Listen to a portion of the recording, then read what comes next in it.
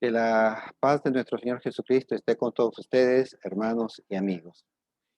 Por esto de las corrientes modernas del mundo, muchos pues han caído en esta falsedad, en esta falsificación del amor, que se cree que las relaciones matrimoniales, de convivencia extramarital, etcétera, eh, son propias para el ser humano y se está conduciendo a las parejas a una convivencia light, ¿no? En la que, por ejemplo, pues, si no te llegas a comprender con esta pareja o con el cónyuge, pues simplemente acabar con la relación, divorciarse y empezar una nueva relación. Y sin embargo, eh, lamentablemente, se ven muchos casos en que las parejas nuevamente entran en una corrupción de vida de convivencia o de matrimonio y vuelven a divorciarse. Bueno, esta corrupción que es lamentable porque afecta a la persona en sí mismo, porque no encuentran una paz, un acompañamiento continuo que ayude a crecer en el carácter, que ayude a crecer en la virtud y sobre todo en la familia, porque también se ven afectados los hijos que van pues surgiendo en cada relación. Y lamentablemente se está deshaciendo lo que es la familia. Y de ahí pues que encontramos a muchas personas sin una orientación apropiada tanto de su vida personal, de su vida espiritual y de su vida social. Esta corrupción en el matrimonio también se acusa a la iglesia eh, que cayó, ¿no? Allá por los tiempos de la Reforma Protestante, en los años 1500, y que dio pues pie a que surgiera esta revolución con un trasfondo económico, político, que sirvió pues para los reyes, príncipes y gobernantes de esa época para desprenderse de la Iglesia Católica y obviamente apropiarse de riquezas, dinero, etcétera, a la par que también se formó un nuevo paradigma religioso cristiano que con el tiempo pues se pasó a denominar protestantismo o evangelismo y lo decimos con respeto a aquellas personas que profesan la fe cristiana en este movimiento. Y entonces se acusó a la iglesia de que entró en corrupción y se le sigue acusando, ¿no? Y de ahí pues han surgido varias teorías de conspiración, ¿no? En relación a esto de la llamada corrupción de la iglesia, mal llamada corrupción. Entonces, vamos así brevemente a decir tres tipos, ¿no? De teorías de conspiración. Una, eh, que la iglesia se corrompió a fines del siglo primero. O sea, ni siquiera duró 70 años después que Cristo asciende al cielo. O sea, ni siquiera 70 años duró la iglesia. Otra teoría de conspiración es aquella que nos dice que fue a comienzo del siglo cuarto, allá por el año 313, en el que gobernaba el emperador romano Constantino y que éste absorbió el cristianismo y lo corrompió, ¿no? Lo corrompió, hizo una mezcla con la religiosidad pagana romana. Y pues hay otra teoría de conspiración que nos dice que ya para fines de la Edad Media, siglo XVI, que surge esto de la mal llamada Reforma Protestante, ¿no? Y que por causa de esta corrupción que se venía dando durante varios siglos, por esto del cesaropapismo, o sea, la unión de los césares romanos, del poder civil romano con la Iglesia Católica, se corrompió, ¿no? Y se da la ruptura más grande y más triste de la fe católica y cristiana. porque antes hubo, por allá por 1054, la ruptura con las iglesias ortodoxas. Básicamente se refiere a que no guardan esta unión con el Papa Francisco actualmente, con nuestro Papa, y cada uno de ellos es su propio Papa allí en su iglesia, en Grecia, en Rusia, etc. Pero la más grave de todas fue y sigue siendo el protestantismo, porque pues a raíz de esta ruptura surgieron infinidad de congregaciones, cada una con su propia doctrina. No se reformó nada. Más bien quienes se salieron del cristianismo católico se deformaron. Entonces, ¿acaso la iglesia nos dice la Biblia que jamás cometería pecado o que caería en total corrupción? ¿Eso dice la Biblia?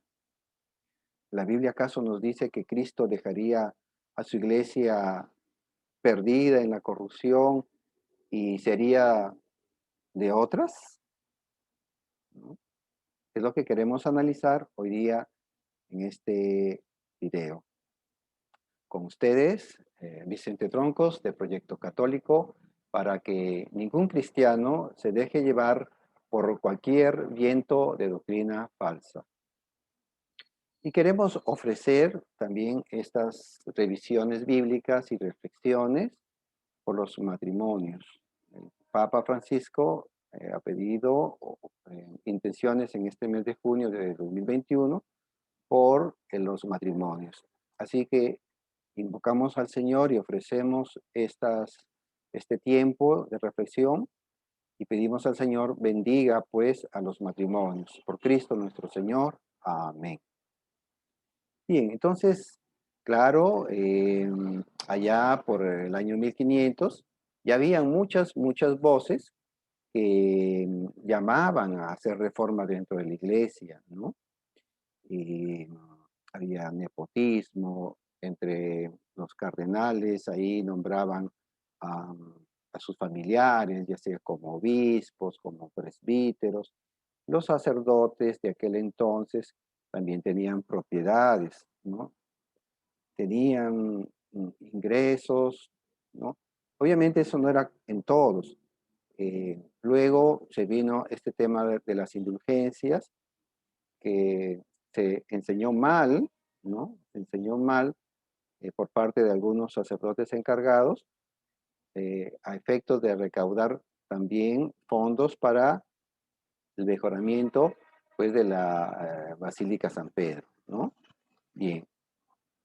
Entonces se creía, pues, que pagando, o bueno, eso es lo que se ha hecho creer, que solo pagando las indulgencias, la gente, pues, se iba a librar del infierno.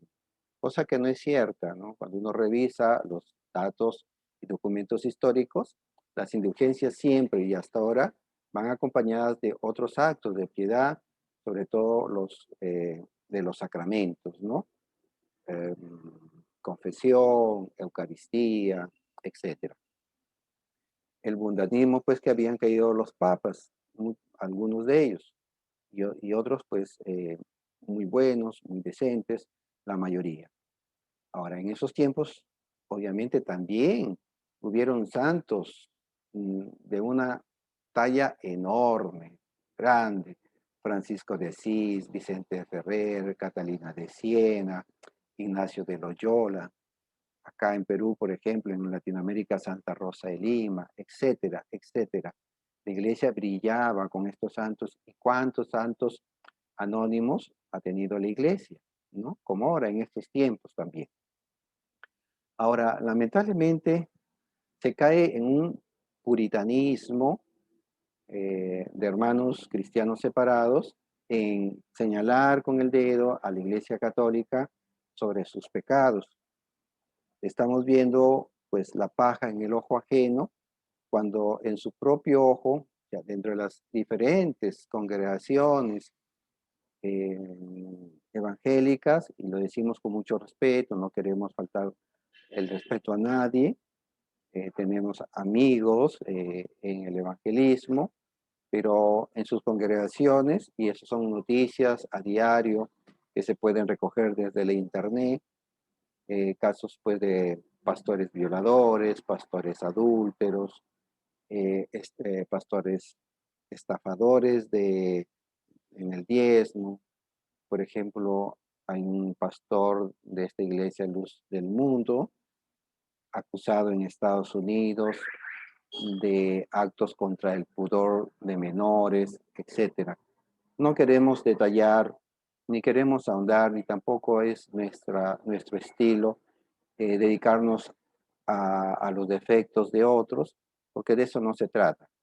Si lo estamos diciendo, es también para una corrección fraterna y notar que corrupción eh, es parte de todo el ser humano, de toda familia humana, en toda congregación va a haber corrupción. ¿Por qué? Porque el pecado dejó su huella en la concupiscencia del alma. Entonces, siempre va a haber una inclinación hacia cometer el pecado.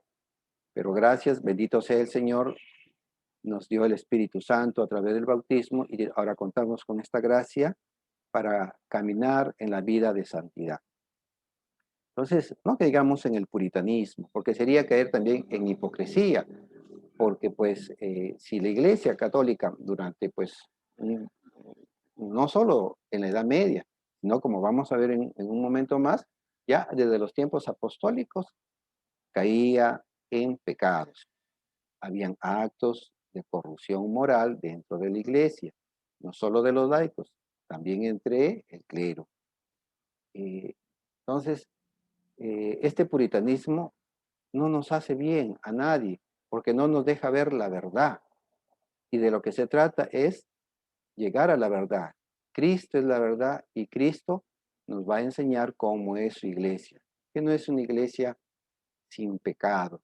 Él con su sangre, a través del bautismo, la va purificando, ¿no? Y va haciendo ingresar a todos aquellos nuevos miembros de su cuerpo, que es la iglesia, y así entran santos. La iglesia así es santa. Pero en ninguna parte de la Biblia dice que los miembros de la iglesia jamás cometerían pecado, ¿no? Y tampoco dice, ¿no?, que la iglesia se corrompería. Bien, entonces, eso sería solamente puro puritanismo e hipocresía. Bien, ahora, que la iglesia solamente se corrompió o tuvo, perdón, actos de corrupción en la Edad Media, no. Vamos a ver que desde los primeros años ya de fundada la iglesia, de surgida la iglesia en Pentecostés, al poco tiempo, ¿no? Y a lo largo de los 70 años de los tiempos apostólicos, siglo primero, y así en cada siglo, se va a ver que que en la iglesia se cometieron pecados. Entonces, estaríamos prácticamente maldiciendo a Cristo dijéramos que la iglesia, pues, sería así completamente inmaculada. No, no, porque Cristo sabía muy bien que en su iglesia iban a haber escándalos. Eso ya lo vimos en el anterior video. Ahora sí, ¿no? Por ejemplo, empezando los primeros capítulos de los Hechos de los Apóstoles, encontramos ahí mezquindad y tacañería de parte de Ananías y Zafira, un matrimonio.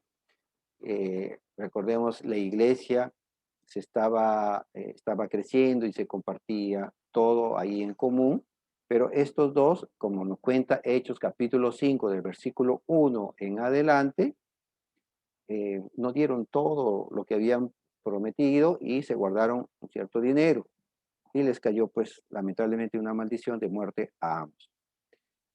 Hechos capítulo 5 versículo 1. Los diferentes textos bíblicos los vamos a dejar aquí acompañados junto con el vídeo para que los puedan revisar, ¿no? Y compartirlos también cuando se trate de que se acuse falsamente, ¿no? O digamos, no falsamente, porque es cierto, nosotros reconocemos que hubieron actos pecaminosos de la iglesia a lo largo de los 20 siglos, pero exagerados y hasta tergiversados.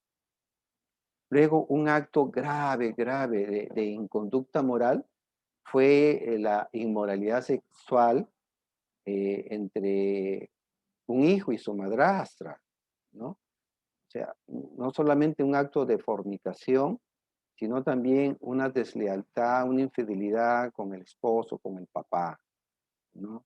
Ahí eso nos lo cuenta en la primera carta a los Corintios, capítulo 5, del versículo 1 en adelante. Qué hecho tan lamentable ocurrido entre laicos, ¿no? Uno más del que señalamos antes. Otro gravísimo fue en el culto, en la liturgia, ¿no?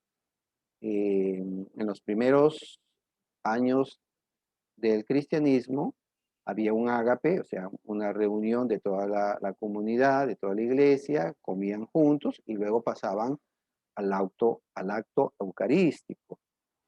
Entonces, en estas reuniones, cada quien llevaba sus viandas, sus comidas, y había una especie de compartir, pero que resulta que muchos se emborrachaban, imagínense, qué escándalo, ¿no? Ahí eso lo encontramos en la primera carta a los Corintios, capítulo 11, ¿no? Versículo 20, por ejemplo. Otro hecho lamentable ahí en esa comunidad de Corinto, ¿no? Borracheras en las reuniones de la iglesia.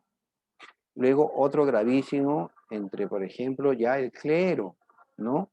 Ahí pugnas por el poder jerárquico. Nos lo cuenta San Juan en su tercera carta, capítulo 1, versículo 9 y siguientes. Este Diótrefes, ¿no? Este tal Diótrefes, no dejaba llegar a los apóstoles, a los demás presbíteros. Este quería ocupar el primer puesto, ¿no? La presidencia, el obispado, en otras palabras, de esta comunidad. Eh, entonces, miren, ¿no? O sea, pugnas por el poder dentro de la iglesia, entre los obispos, ¿no? Entre los obispos. Luego, en el Hecho de los Apóstoles, en el capítulo 15, después que se cerró esta controversia de la herejía judaizante, ¿no? Eran judíos que se habían cristianizado, pero que todavía seguían con esta mentalidad hebraica de la circuncisión, de guardar las obras de la ley, ¿no? La circuncisión, comidas, novilunios, fiestas varias, sabáticas del Antiguo Testamento, judaizar, ¿no? Y una vez zanjado este problema, eh, son encomendados Pablo y Bernabé con otros, y pues para partir surge un altercado entre Pablo y Bernabé a causa de Marcos, del evangelista Marcos, ¿no? Que en una misión los había dejado. Y surge este altercado entre Pablo y Bernabé, nada más y nada menos que entre dos apóstoles. Discutieron tanto que terminaron separándose, ¿no? Eh, bueno, gracias a Dios, luego vemos cómo eh, Pablo, ¿no? Vuelve a reunirse con Marcos, a esa fraternidad cristiana. Pero sí, también hay estos conflictos entre apóstoles, ¿no?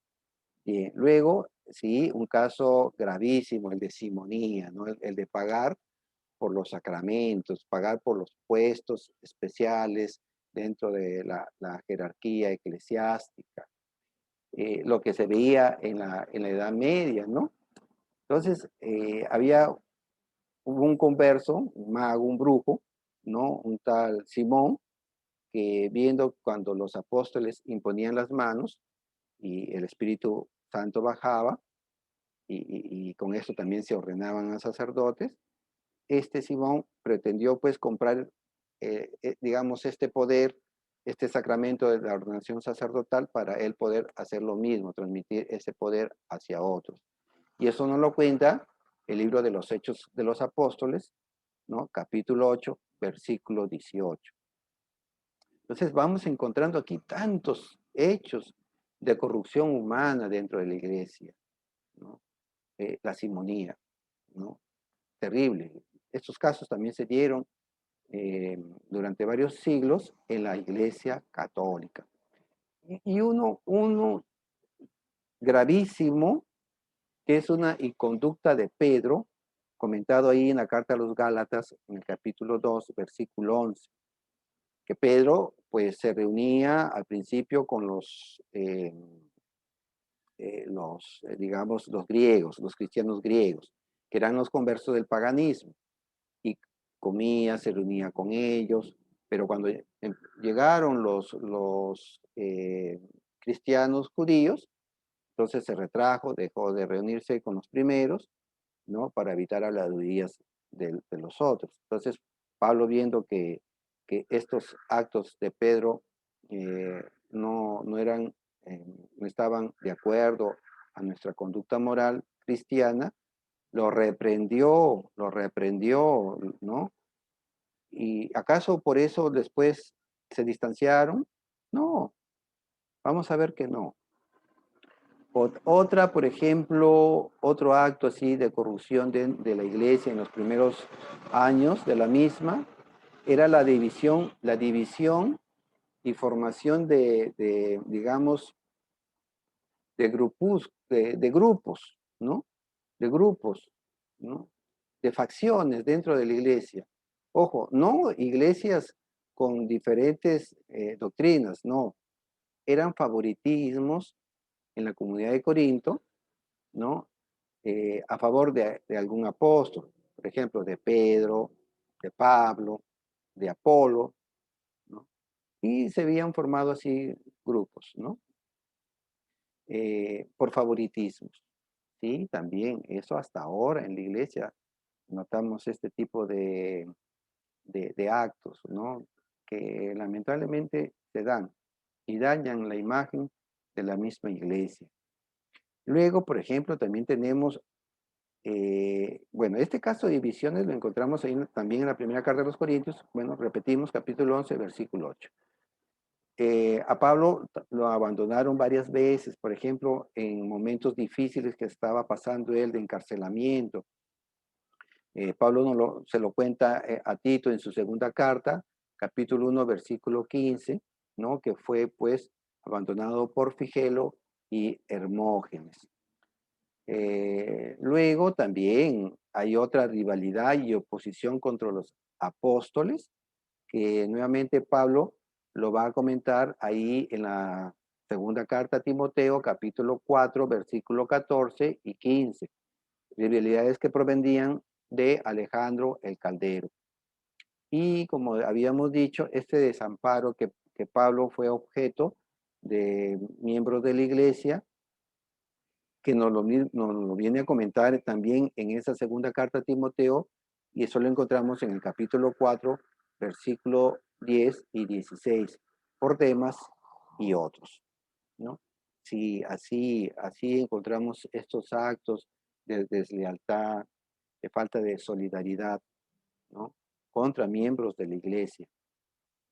Y ahora también las cartas tanto de Pedro como de Juan nos habla de la apostasía. Pablo mismo nos va a hablar de la apostasía, ¿no? En la carta a los Hebreos, por ejemplo, capítulo 6, versículo 4 al 6, y en la primera carta de Juan, capítulo 2, versículo 19. Juan, por ejemplo, va a decir, salieron de entre nosotros, ¿no? Se salieron. Sí, también va a haber apostasía, ¿no? Y de eso ya estamos advertidos desde el siglo primero. Y ni qué hablar pues de los pecados en las 7 iglesias de Asia Menor, descritos ahí en el libro de Apocalipsis, capítulo 2 y versículo 3. Ya eso lo pueden revisar, y para no hacer un video tan largo, ¿no? Lo dejamos ahí, y con esto y otros actos más, vemos que desde los primeros años de la iglesia ya se ven actos de corrupción. Pero ¿acaso la iglesia se desintegró y se formaron sectas por diferentes lugares? No, la iglesia siempre se mantuvo una sola iglesia, y así creció tanto en África, en Medio Oriente, como en Europa. ¿no? Ahora, bien, entonces, eh, vamos a ver que porque alguien comete un pecado dentro de la iglesia, eh, ¿acaso es rechazado, separado de la iglesia? No. Y eso mismo le pasó a Pedro, el primer papa, y en tiempos de Cristo. eh, eh, Cristo lo reprende a Pedro, pero no lo separa, no lo aleja, no le quita el cargo que vamos a ver aquí en Mateo capítulo 16, versículo 22, cuando Cristo reprende a Pedro, en el versículo 18 y 19 lo había puesto como piedra de la iglesia y le había dado las llaves.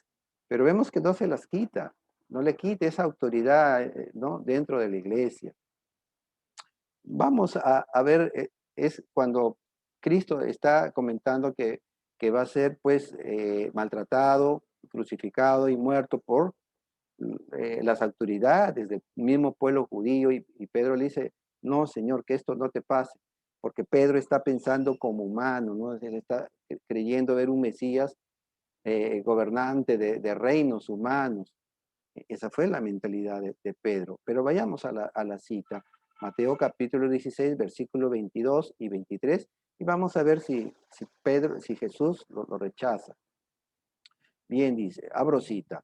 Después Pedro lo llevó aparte y comenzó a reprenderlo, diciendo, Dios no lo permita, Señor, eso no sucederá.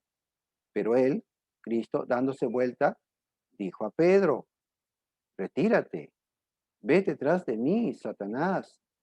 Tú eres para mí un obstáculo porque tus pensamientos no son los de Dios, sino los de los hombres. Cierro cita. Ve detrás, ¿no? Retírate, sí, retírate, ve detrás. Si nosotros vemos en los sucesivos versículos, Cristo va a decir, el que quiera seguirme, renuncie a sí mismo, tome su cruz y sígame. Eso fue lo que hizo Cristo con Pedro, ¿no? Vete detrás, coge tu cruz y sígueme. Y así fue como Pedro efectivamente fue lo que hizo, pese a las negativas, a las tres negativas antes que cante el gallo, ¿no? Pese a eso, Pedro siguió a Cristo. No fue como Judas, que Judas se quitó la vida definitivamente, o Pedro dejó de estar con Cristo, no. Con todos sus defectos, Pedro siguió a Cristo y Cristo no lo dejó. Y ciertamente, pues, encontramos que ante estas tres negativas de Pedro, Cristo lo va a reafirmar a Pedro como cabeza de su iglesia, cabeza aquí en la tierra, ¿no? Como autoridad, ¿no? Que lo reemplaza aquí en la tierra. No lo cambió por otros apóstoles, dijo, no, Pedro, tú me fallaste, me negaste tres veces y voy a poner a Juan o voy a poner a Santiago, o cuando Pablo aparezca, a él lo voy a poner. No, no fue así. Allí en Juan 21, versículo 15, leemos lo siguiente. Después de comer, Jesús dijo a Simón Pedro, Simón, hijo de Juan, ¿me amas más que estos? ¿Me amas más que estos? Él le respondió, sí, Señor, tú sabes que te quiero. Jesús le dijo, apacienta mis corderos. Y en los dos siguientes versículos le vuelve a decir dos veces más, apacienta mis ovejas, apacienta mis ovejas. Lo reafirma como el pastor, como el padre, el papa de la iglesia, ahí delante de todos. Por eso dice él ahí, Juan, ¿me amas más que estos? ¿No? Delante de los 10 apóstoles restantes, eh, Cristo lo reafirma. Y los demás, silencio, callados, no dijeron nada. Pedro, ahí, no, se equivocó Pedro, sí, tuvo un acto, digámoslo así, de corrupción de su alma, sí, pero Cristo no lo cambió, no lo reemplazó, lo reafirmó. Luego, por ejemplo, ahí también encontramos eh, cuando ese conflicto que llega a darse allá en la iglesia de Antioquía, y Pablo le va a llamar la atención a Pedro, lo va a reprender, como decíamos antes. Pero veamos primero los antecedentes que Pablo mismo nos comenta. En Gálatas capítulo 2, versículo 1, vamos a ver versículo 1 y versículo 2, porque él ya está predicando. Pablo ya había tenido ese momento de conversión, ¿no? Y nos va, digamos, muchos años antes de este acontecimiento, y él estaba predicando, ¿no? Había empezado a predicar con Bernabé, y él lo estaba haciendo, digámoslo así, de una forma casi independiente. Entonces vamos a ver si él acaso eh, quiso hacerlo de una manera autónoma, fuera de la autoridad de la iglesia, o estaba siempre integrado a la iglesia. Gálatas capítulo 2, versículo 1 y verso 2. Al cabo de 14 años, subí nuevamente a Jerusalén con Bernabé, llevando conmigo a Tito. Lo hice en virtud de una revelación divina y les expuse el evangelio que predico entre los paganos, en particular a los dirigentes, para asegurarme que no corría o no había corrido en vano. Hagamos un alto aquí y analicemos. Aquí está Pablo eh, allegándose a los apóstoles, a la jerarquía de la iglesia. No formó sus propias iglesias. Él estuvo en unidad de la iglesia, y vamos a ver que va a estar en unidad del Papa, de Pedro, aun cuando vamos a ver en este momento que le va a llamar la atención, lo va a reprender por esa inconducta que hicimos mención antes. Versículo 11.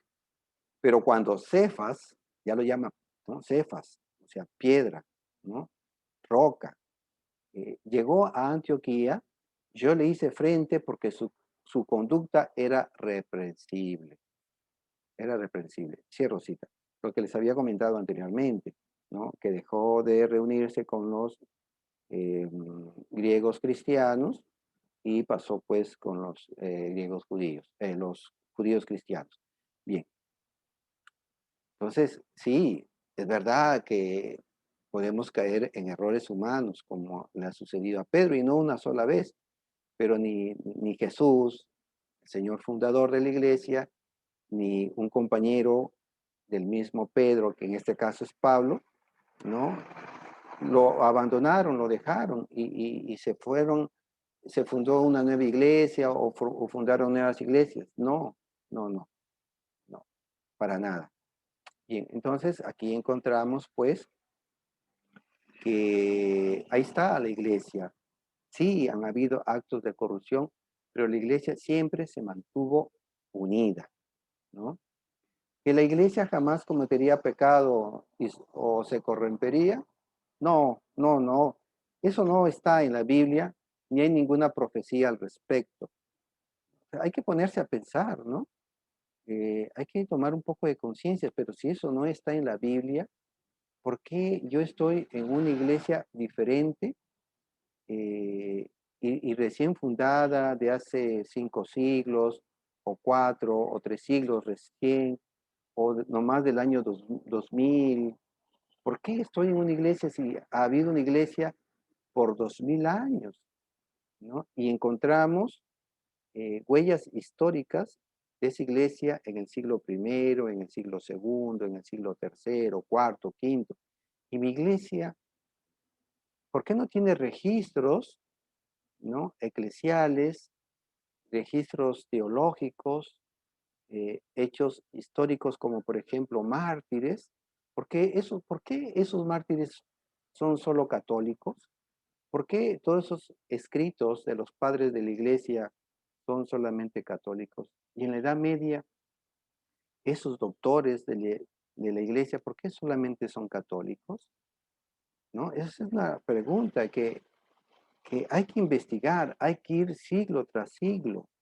En el siglo primero no solamente encontramos la Biblia, también hay otros escritos eclesiásticos que la misma iglesia no dejó como canónicos, o sea, como parte de la Biblia, pero forman, ¿no?, también patrimonio de toda esa enseñanza que se llama tradición apostólica. Ahora, lo que sí dice la Biblia es que Cristo la conservaría siempre, siempre estaría al cuidado de esa iglesia, aun cuando a veces la iglesia se tuviese que alejar, cuando momentos que podría perderse, él iría en búsqueda, ¿no? Y qué hermoso cómo es que el mismo Mateo en el capítulo 18 del versículo 12 nos va a comentar cómo es que Cristo ama a su iglesia y no va a dejar que se pierda. Vamos a Mateo 18, versículo 12. ¿Qué les parece? Pregunta Jesús. ¿Qué les parece?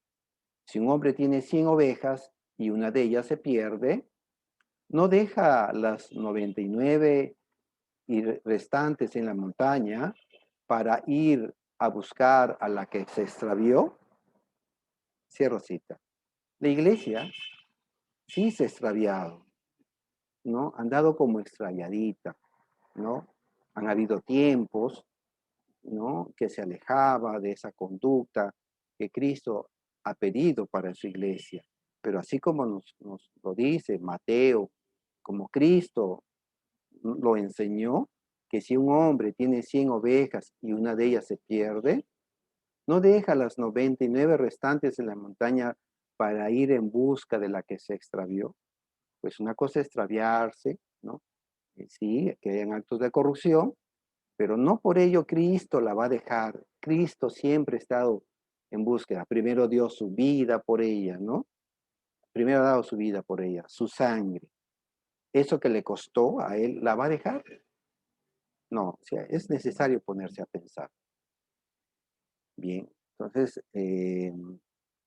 sí, no caigamos en el puritanismo, no caigamos en el puritanismo, porque eso sería pura hipocresía, porque en las diferentes religiones y en las diferentes también congregaciones cristianas no católicas se ven tantos actos de corrupción que da pena señalarlos, mencionarlos, detallarlos, y no queremos. Cada uno haga un examen de conciencia de las cosas que suceden en sus propias congregaciones. Ahora, empezamos hablando de los cónyuges, ¿no? Del matrimonio, cómo se está corrompiendo. Hagamos como Cristo, ¿no? Cada vez que nos extraviamos en nuestra vida matrimonial, ¿no? Vayamos en búsqueda de nuestro ser interior, también de nuestra esposa o del esposo, ¿no? Recemos por ellos. El trabajo es difícil, pero justamente lo difícil y lo ordinario es lo que hace grandioso el matrimonio. Lo difícil, porque cada uno viene con sus valores, con su cultura familiar, con su propia visión de lo que es la vida, la personalidad, eh, gustos propios, carácter, hábitos que a veces nos incomodan, cosas sencillas como por ejemplo el comer, el vestirse, la forma de dormir y tantos otros hábitos que a veces nos incomodan, especialmente cuando los matrimonios son jóvenes, ¿no? O peor todavía, si no nos hemos adaptado cuando han pasado años ya de la convivencia matrimonial y mantenemos esos resentimientos, lo que me dijiste, sí, que miraste a la fulana, etcétera. Y hemos guardado todos esos rencores, no se han superado, ¿no? Vayamos en búsqueda de nuestra, de esa esencia de bondad que Dios nos ha llamado. Lo difícil, ahí está lo grandioso, ¿no? Superarlo. Y hasta en lo ordinario, porque en la rutina a veces vamos perdiendo el gusto del amor, del enamoramiento.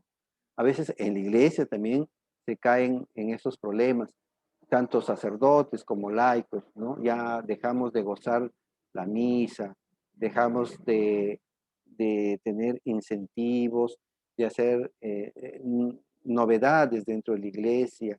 A veces se pierde una ovejita y se va a otra, a una secta, y se le deja, no importa, dice, no importa, porque ya también le van a hablar de Cristo.